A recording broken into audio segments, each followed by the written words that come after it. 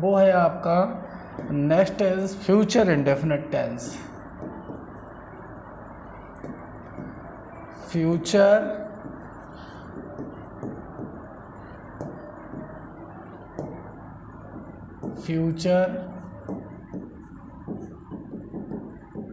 Indefinite tense, ये है आपका next tense future indefinite tense. ये फ्यूचर इंडेफिनिट जनरल वाला अलग होता है, अलग टाइप से बनता है, और Hindi passive future indefinite tense के वाक्य अलग टाइप से बनते हैं। इसके लिए आपको इसकी आइडेंटिटी जाननी होगी कि Hindi passive future indefinite tense का आइडेंटिटी क्या होती है। तो इसकी आइडेंटिटी होती है जाएगा, जाएगी और जाएंगे। ये आइडेंटिटी होती है जाएगा, जाएगी, जाएंगे। जब किसी वाक्य के अंत में इस टाइप के वर्ड आएंगे तो आपका फ्यूचर इंडेफिनिट का हिंदी पैसिव का वाक्य होगा। और ऐसे वाक्यों को जो बनाने की जो विधि है उसकी हम बात करें कि कैसे वाक्य बनाएंगे। तो उसका जो बनाने का रूल है वो ये है कि सबसे पहले सब्जेक्ट लगाएंगे, फिर विल या शैल लगाएंगे, फिर बी लगाएंगे, फिर वर्ब की थर्ड फॉर्म लगाएंगे, फिर अदर वर्ड लगाएंगे, फिर फुल स्टॉप लगा देंगे। अब इसका जो वाक्य बनाएंगे और हिंदी वाक्य को हम किस तरीके से बनाएंगे, तो ये रूल लगा के बनाएंगे। देखिए, उसे यह पाठ आज अच्छी तरह से पढ़ाया जाएगा। उसे ये पाठ अच्छी तरह से पढ़ाया जाएगा। जैसे ये वाक्य देखो, इसमें आएगा जाएगा आया है, उसे ये पाठ आज अच्छी तरह से पढ़ाया जाएगा। तो इस वाक्य को हम जनरल फ्यूचर इंडेफिनिट टेंस से नहीं बना सकते, इसमें हिंदी पैसिव के अकॉर्डिंग बनेगा। तो इसको जो रूल लगेगा वो ये लगेगा, और देखिए ऐसे बनेगा, ही विल, वी, विल और सेल का तो सबको पता ही होगा यूज़ कि आई और वी आए तो सेल यूज़ करेंगे, बाकी सभी के साथ विल लगाएंगे तो ही विल बी। और पढ़ाने की टॉट लगाएंगे क्योंकि हर पैसिव में थर्ड फॉर्म लगती है। और फिर यह दिस लेसन, और अच्छी तरीके की होती है प्रॉपरली। तो देखिए पूरा वाक्य इस तरीके से बनेगा, he will be taught this lesson properly. तो ये वाक्य आपका हिंदी पैसिव का हो गया, फ्यूचर इंडेफिनिट के अकॉर्डिंग बना है, क्योंकि इसकी आइडेंटिटी ये रही है और ये वाक्य के अंदर आ रही है। तो इस तरीके से वाक्य को बनाया जाएगा। तो ये तो पीएफ और पॉजिटिव फार्मूला। अब इसके अदर स्टेप देखिए, अगर वाक्य निगेटिव में है तो इसका निगेटिव सिंटैक्स क्या होगा वाक्य को बनाने का, तो उसका सिंटैक्स ये होगा, विल शैल लगाएंगे, फिर प्लस नॉट ऐड करेंगे, फिर वी लगाएंगे, फिर वर्ब की थर्ड फॉर्म लगाएंगे, फिर अदर वर्ड लगा देंगे, फुल स्टॉप लगा देंगे। इसके वाक्य को इसको जो बनाएंगे तो ऐसे, जैसे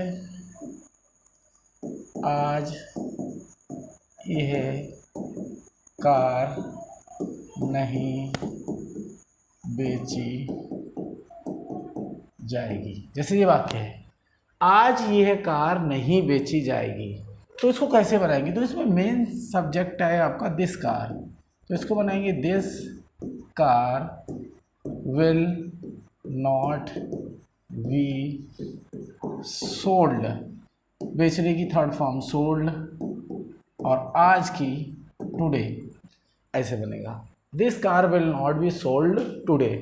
इससे आप अपना कम्युनिकेशन स्किल भी और इम्प्रूव कर सकते हो आराम से, और ट्रांसलेशन आप अच्छे से सीख सकते हो for making question answer and other things also.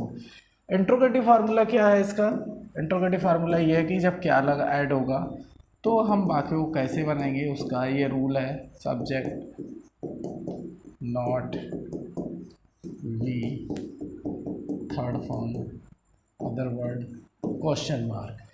तो देखिए इसके वाक्य इंट्रोगेटिव का जो वाक्य होगा वो क्या से स्टार्ट होगा, जैसे क्या उसे यह नाम लिखना सिखाया जाएगा।